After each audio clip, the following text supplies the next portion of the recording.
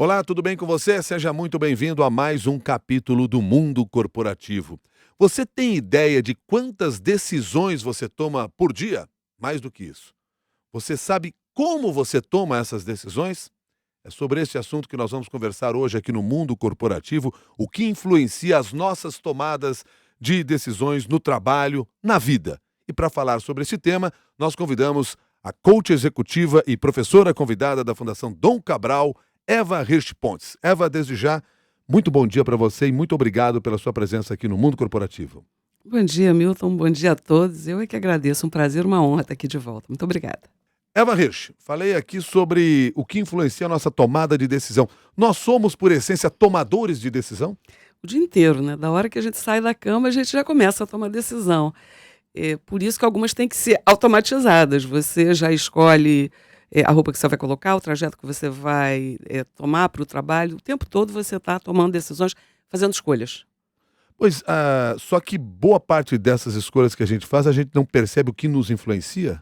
É exatamente isso, né? Os tais dos vieses inconscientes são atalhos que a gente toma para facilitar a tomada de decisão sem gastar muita energia do cérebro mais evoluído, que gasta muita energia. Então, a gente toma de uma forma automatizada, fazendo atalhos. E esses atalhos, às vezes, ou muitas vezes, eles deturpam a forma como a gente vê a realidade e aí a gente toma decisões de uma forma bastante automática. Você falou aí na questão de tomada de decisão, mas principalmente falou mal do cérebro. Você disse que o cérebro é um cara lá que é preguiçoso, é um cara que não quer trabalhar?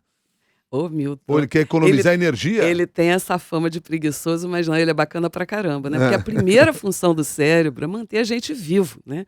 A gente tem que lembrar que o cérebro que está hoje, da forma como ele é configurado, ele é o mesmo cérebro do homem das cavernas que tinha que se proteger de leão. A função primeira do cérebro é manter a gente vivo. Então, toda a arquitetura dele é muito inteligente. Ele está ali para evitar que a gente se exponha a perigos. Então, ele tem detectores de perigos e formas de proteger a gente disso. E, para isso, ele, inclusive, armazena energia, porque vai que aparece um leão ali. Você precisa ter energia para correr. Então, ele funciona de uma forma bastante inteligente. Aqui, do nosso ponto de vista, ele é preguiçoso, mas é não. Agora, vamos lá. Nós não temos ainda bem leões soltos pela cidade, não temos leões soltos nos escritórios. O leão hoje está confinado às florestas ou aos zoológicos. Nós nos deparamos com outros leões no nosso caminho, É, diferentes daquele do passado? é isso, Milton. O leão mudou de cara. O leão hoje é conta para pagar, o chefe mal-humorado, é um prazo para entrega, é o e-mail, é o WhatsApp, é toda a pressão a qual a gente está submetido. Mas a forma de responder do cérebro é a mesma. É sempre na defensiva? Porque ele está te protegendo. É sempre no sentido de proteger. É melhor você. Vamos voltar ao leão. É melhor você ver um perigo onde não tem e se proteger do que você dizer, ah, não é nada não. O leão já te comeu. Então, o cérebro passa o tempo todo, sem que você se dê conta, monitorando o ambiente para detectar risco. Por isso que, automaticamente, a gente tende mais a ver o lado vazio do copo. Ver o lado cheio do copo é um esforço. Bom, então se é um esforço, o que você está nos dizendo é que nós podemos mudar essa forma de tomar decisões. Nós podemos fazer com que este cérebro na defensiva trabalhe a nosso favor também no sentido de ser ativo nas ações. Senão parece que a gente está sempre sendo reativo a tudo. É exatamente, bacana essa tua definição. No automático a gente é reativo, mas dado que a gente tem o cérebro mais evoluído, que é o centro executivo, que é esse que consome mais energia, que é capaz de planejar a longo prazo, fazer imagens de como deseja ser, esse é o lugar da consciência. E aí a gente tem a escolha de mudar. E aí, quando a gente fala aqui em tomar decisões, você já disse que tomamos várias decisões por dia, boa parte delas automática. A chave do negócio mesmo é tomar decisões conscientes. Isso. Como se faz este trabalho? Em primeiro lugar, é entendendo que, por mais que a gente ache que a gente toma decisões de uma forma racional, que nós somos seres racionais, isso não é verdade, porque a arquitetura do cérebro não permite isso. Todo estímulo vai primeiro passar por um centro emocional, que vai detectar se tem perigo ou não, que vai classificar tudo muito rapidamente em bom ou ruim, e depois vai deixar vir para a sua consciência. Então, trazer para a consciência primeiro ok, eu tenho um mecanismo automático, agora eu quero compensar esse mecanismo. Então, vamos tentar trazer isso para a vida real, porque fica mais fácil explicar. Existem inúmeros estudos que mostram que determinadas características físicas, por exemplo, tendem ou favorecem a promoção. Nos Estados Unidos, para te dar uma estatística, a população em geral, só 15% dos homens tem mais do que 1,83 m. Entretanto, cerca de 60% dos presidentes das grandes corporações têm 1,83 m. Então, se você olha isso em relação à população em geral, você vê que teve um viés operando na escolha. Ninguém colocou no currículo, procura-se um presidente de 1,83 m para essa função. Isso não deveria ser o critério. Mas a forma como a gente acaba tomando decisão de promover, de contratar, é influenciada. Então, saber disso e tentar compensar. Compensar como? Eliminando alguns critérios que podem ser absolutamente subjetivos. A gente começar a compreender isso. Tá. Como que a gente consegue trabalhar isso dentro do nosso próprio cérebro? Quer dizer, há exercícios nesse sentido, muita conversa com coach, como é o seu caso. Como é que nós conseguimos transformar isso?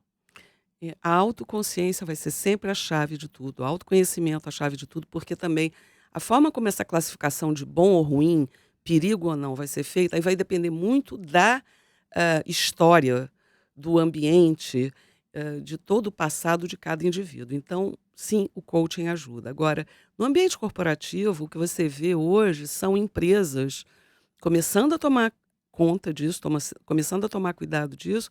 Então, ampliando o conhecimento, aprendendo a nomear que vieses são esses, como é que eles estão atrapalhando na diversidade, por exemplo. Hoje em dia você tem Chief Diversity Officers em algumas organizações. Já estão atentos à possibilidade desses vieses estarem presentes. Então, como é que a gente faz para contrabalançar? Porque eliminar a gente não pode, mas a gente pode contrabalançar os efeitos, a gente pode estar atento. E depois, criar estruturas para compensar. Então, posso dar um exemplo de uma Por favor. organização que está fazendo isso brilhantemente? É o Google. O Google pede aos funcionários que façam um teste que chama IAT, que é Teste de Associação Implícita. Esse teste foi desenvolvido por professores da Universidade de Harvard, Washington e Virgínia. Não é uma iniciativa das universidades, mas dos professores dessas universidades. E ele detecta quais são alguns dos seus vieses inconscientes em relação a gênero, a raça, a aparência física, a idade. Tem vários testes. Então, primeiro, ele aumenta a consciência através desses testes. Depois ele começa a falar disso, nomear isso. E aí, então, há uns 2, 3 anos atrás, quando o Google construiu um novo prédio na Califórnia, os próprios funcionários se deram conta, mas vem cá, as salas aqui estão todas nomeadas com nomes masculinos. Nenhuma sala foi nomeada homenageando alguma mulher. Então, isso começa a vir para a conversa. E aí, depois disso, estruturas mesmo. Comitês multidisciplinares, comitês com formação diversa para, de fato, escolher pessoas de uma forma menos automática. Menos automática. Por que você fez essa cara quando você falou menos automática? Porque a gente não se livra delas. Não vamos nos livrar por completo. Não. É do mecanismo. Agora eu queria entender como é que funciona esse cérebro hoje, porque nós temos uma quantidade de estímulos enormes diante de nós, uma quantidade de informações gigantesca e muito mais variáveis do que tínhamos no passado. Uhum. Quer dizer, é muito mais difícil trabalhar no cenário de hoje? A gente tem mais distrações, tá? Vamos lá. É mais difícil porque a gente tem mais distrações e é mais difícil focar. Agora, o próprio cérebro, para economizar energia, ele aprendeu a filtrar. Então, de fato, hoje a gente tem mais estímulos, eles são mais estressantes. Outro dia eu li um lugar, eu não sei de onde eles tiraram esse número, mas eu ouvi em 11 milhões de estímulos.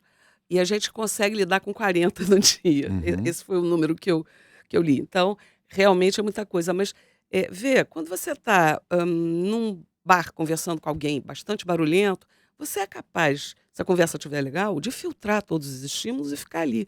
Então o cérebro faz isso automaticamente se você tiver interesse naquilo.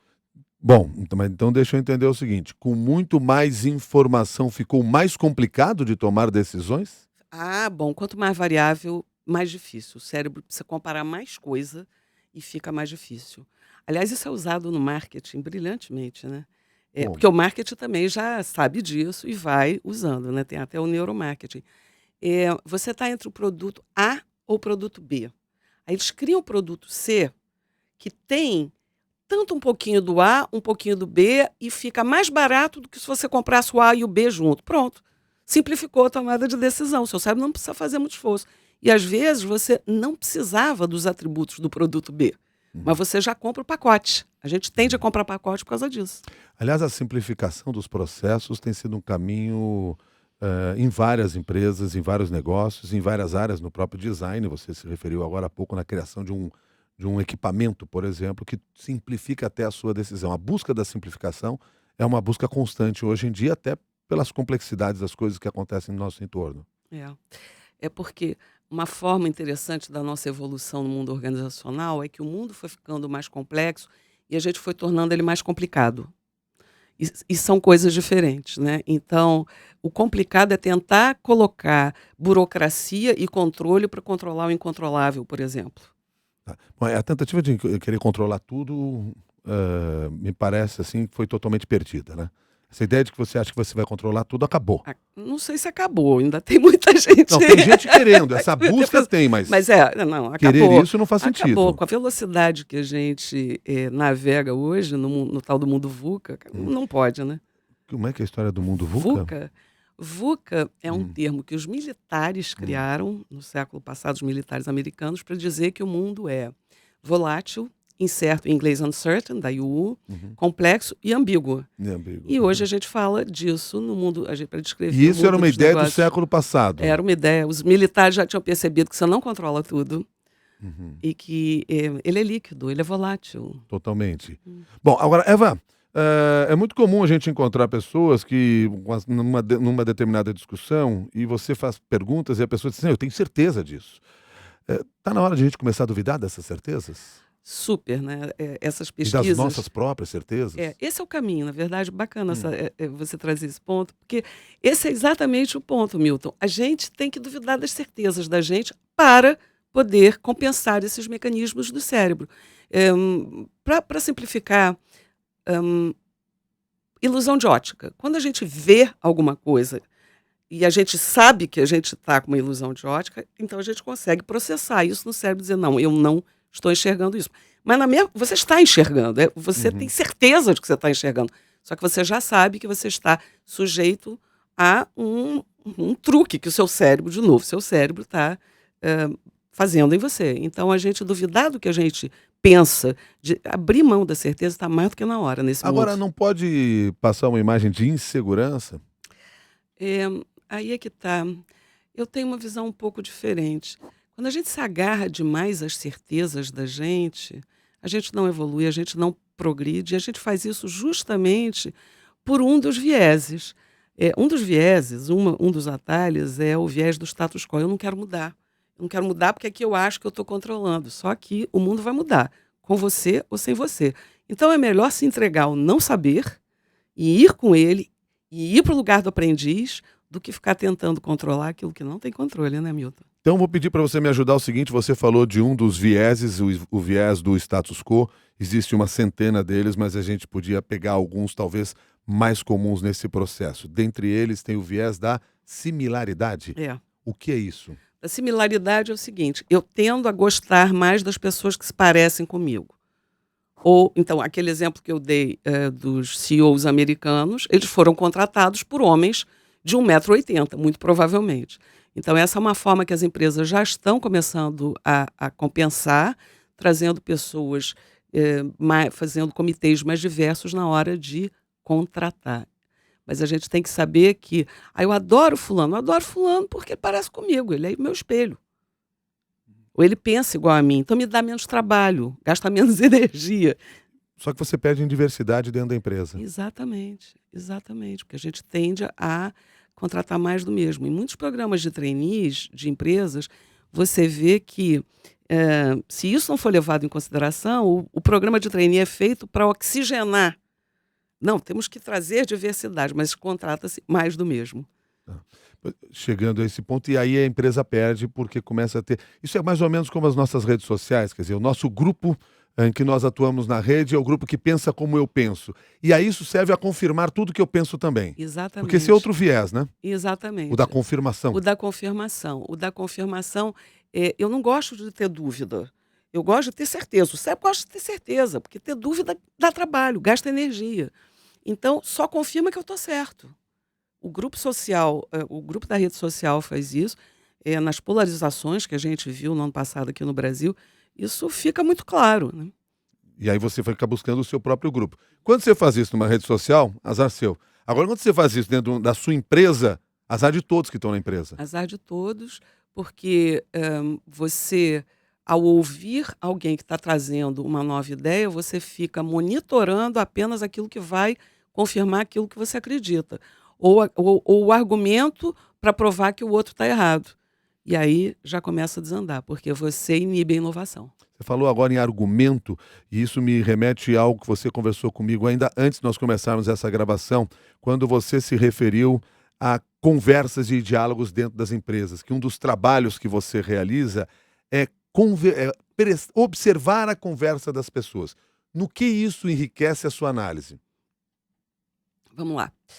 Tem uma autora americana, eu gosto muito de citar, porque eu acho que essa frase sintetiza tudo, que é a Judith Glaser, que diz o seguinte, autora do livro Inteligência de Conversas, Conversational Intelligence em inglês, ela diz o seguinte, para você elevar a excelência de uma organização, isso depende da qualidade da cultura, que depende da qualidade dos relacionamentos, que depende da qualidade das conversas. Tudo acontece através de conversas. Eu até comentei com você que uma vez um aluno disse assim, não, professora, mas acontece através dos processos também. E aí eu disse, mas vem cá, e quem é que colocou o processo ali em primeiro lugar? Para o processo acontecer, teve conversas. E quando a gente começa a melhorar a qualidade das conversas, a gente começa a criar possibilidades. As pessoas saem dessas posições cristalizadas do que é certo, eu estou certo, você está errado, o meu ponto de vista tem que prevalecer sobre o seu, e agora, por tudo que a gente já conversou, o meu ponto de vista está altamente influenciado por pensamentos automáticos, então a gente tem que sair desse lugar para realmente ir para um espaço de cocriação. Sair desse lugar de certo e errado, Milton. Tá. As empresas têm trabalhado com esses ambientes de diversidade na opinião?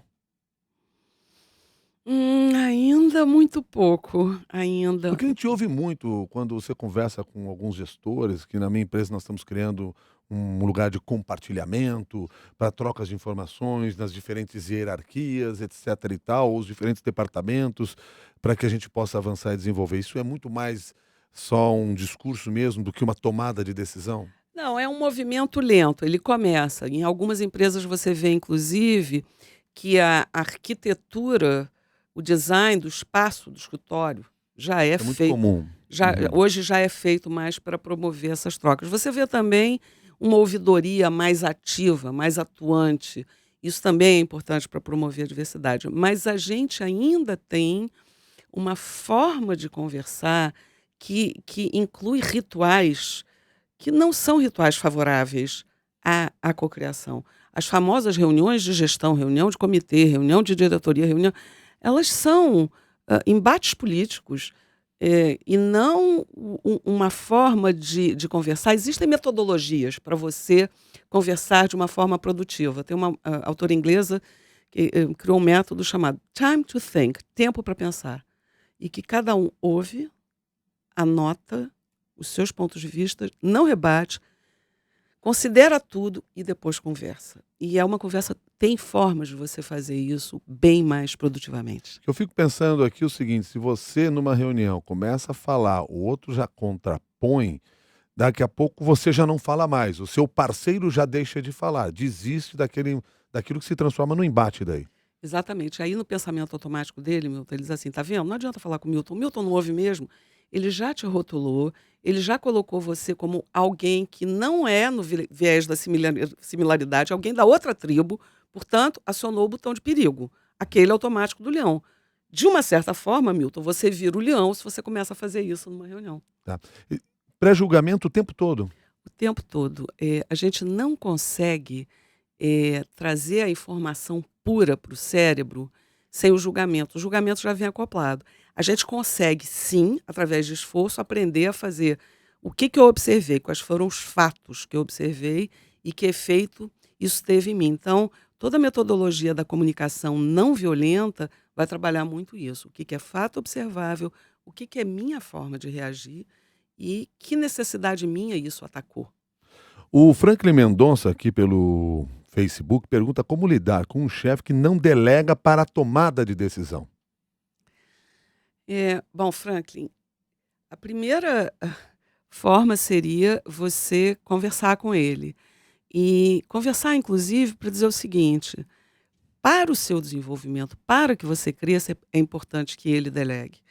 Por outro lado, tem algum leão aí aparecendo para o seu chefe, né? Ele está assustado aí por algum leão. O que é que você poderia fazer para dar mais tranquilidade para ele? Então, de novo, é uma conversa que você pode instituir. Tá? Diálogo, novamente, que é no que nós temos que investir. É isso? Isso, porque se a gente fica assim, não, o chefe está errado, esse é um exemplo, a gente não evolui.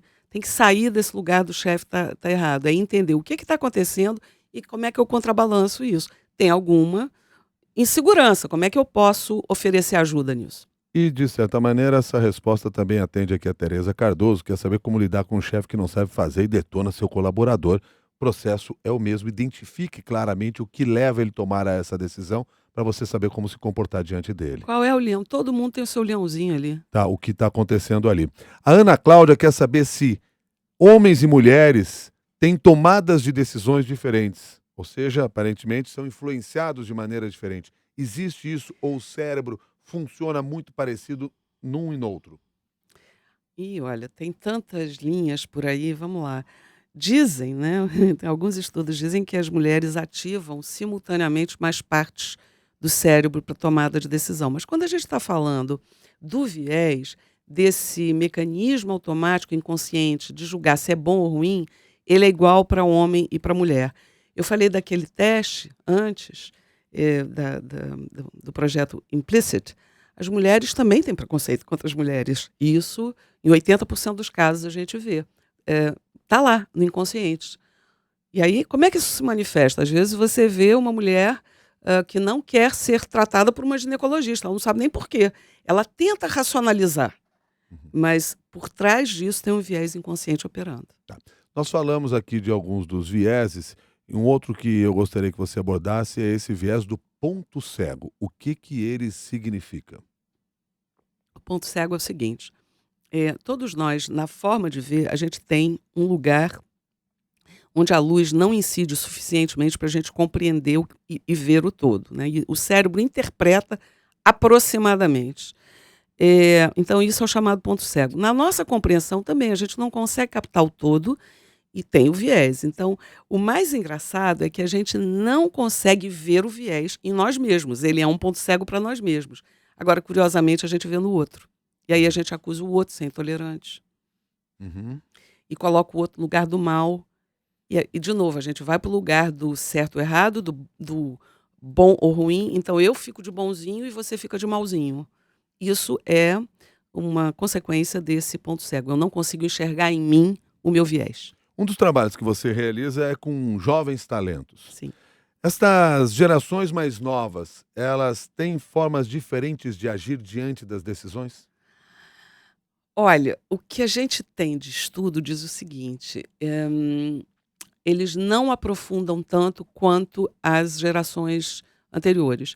Eles têm muita informação, mas não necessariamente aprofundam na tomada de decisão. E é por isso que um mentor faz tanta diferença na vida de um jovem. Toda empresa deveria ter mentoria e mentoria reversa. O que que é o mentor nesse processo? O mentor é alguém mais experiente, que já passou por aquele caminho e que vai transferir conhecimento, sabedoria e mostrar os atalhos para o jovem. Alguém que necessariamente faz parte da empresa? Não necessariamente, você pode ter mentores externos. Aliás, eu não no meu caso, porque eu estou fora dessa geração já há algum tempo, mas o jovem pode ele próprio buscar o seu mentor? Olha, uma dica que eu dou é o seguinte: tenha como se fosse seu próprio comitê de diretoria dos seus mentores. Vê quem você admira, que faz bem relacionamento interpessoal. Vê quem você admira, que tem um bom pensamento estratégico. Elege ele seu mentor, ele vai gostar. E é justamente esse o papel que o mentor pode fazer para ajudar o mais jovem, porque ele ajuda a aprofundar a reflexão. Era aquilo que a gente estava falando. O jovem, de uma forma geral, ele lida com tantas variáveis e não aprofunda, e quando ele é provocado a pensar mais profundamente, aí é fantástico. O que é a mentoria reversa? A mentoria reversa, você poderia ter, por exemplo, um jovem aqui, estagiário, que ia te ensinar a lidar melhor com a tecnologia, porque eles têm muito a nos ensinar também. A mentoria reversa Reversa. funciona Isso, nesse sentido. isso. Agora, o que eu queria olhar ainda para os jovens é o seguinte: as angústias que os jovens apresentam para você são diferentes daquelas do que os líderes das empresas com os quais você também trabalha? É, porque eles estão em momentos diferentes de vida, eles ainda precisam se afirmar. Eles precisam, ter certeza de que a escolha que eles fizeram está certa e de que eles têm muito assim: "Eu quero saber se eu vou ser bem-sucedido", então eles estão ainda mais inseguros. As dúvidas são mais como ter uma conversa difícil. Já um líder, alguém que chegou numa presidência, numa vice-presidência, ele não tem mais medo de ter uma conversa difícil, né. O Gerson Vernieri, pelo Facebook, faz uma pergunta, comentário. Dados e fatos que apoiam a tomada de decisão, isso sempre facilita o processo de negociação? Sempre.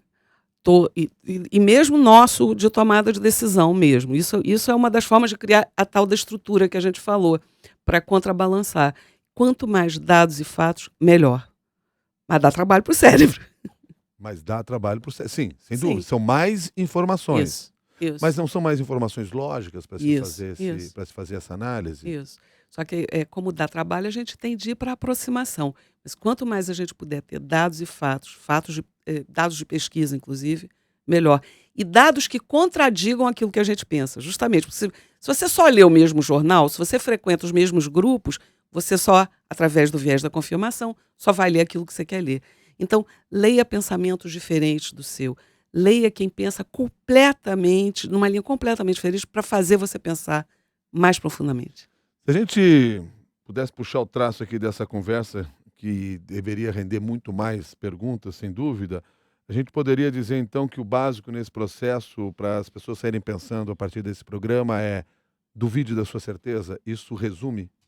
Duvide da sua certeza e ouça mais os outros. Se abra para ouvir. E é cada vez mais difícil ouvir as pessoas, não? É verdade, é verdade. E cada vez mais necessário, Milton. Porque a gente está sempre querendo fazer pergunta, fazendo pergunta, fazendo tudo bem. No meu caso aqui, eu sou pago para fazer perguntas para você, mas a gente não quer ouvir as outras pessoas. Mas veja, você faz pergunta e você ouve a resposta. Essa faz toda a diferença. Mas é assim, quer dizer, o diálogo que você chamou a atenção antes lá está ligado exatamente a essa questão, a essa necessidade. Ouça muito bem o seu colega, o seu parceiro, o seu mentor. E ouça além das palavras, ouça para entender quem é aquela pessoa que está ali à sua frente, de onde ela vem, quais são os valores que ela tem. Podem ser diferentes dos seus. Sem julgar, tenta também ouvir sem julgar. É difícil, mas é possível. É matar um leão por dia, usando apenas o lugar comum do mercado. Muito obrigado, Eva. Até uma nova oportunidade. Muito obrigada. Eva Hersh Pontes, que é coach executiva, professora convidada da Fundação Dom Cabral, conversou conosco aqui no Mundo Corporativo. A você que participou desse programa ao vivo, nosso agradecimento. Lembrando sempre que você deve levar essa discussão, você pode levar essa discussão para as redes sociais. A ideia é agregar valor nesse debate. Se quiser, participe do nosso debate, do nosso campo de discussões lá no LinkedIn, Mundo Corporativo na CBN. Você se inscreve, participa, argumenta, coloca a sua opinião e ajuda outras pessoas a se desenvolver profissionalmente também. Muito obrigado e até o próximo capítulo do Mundo Corporativo.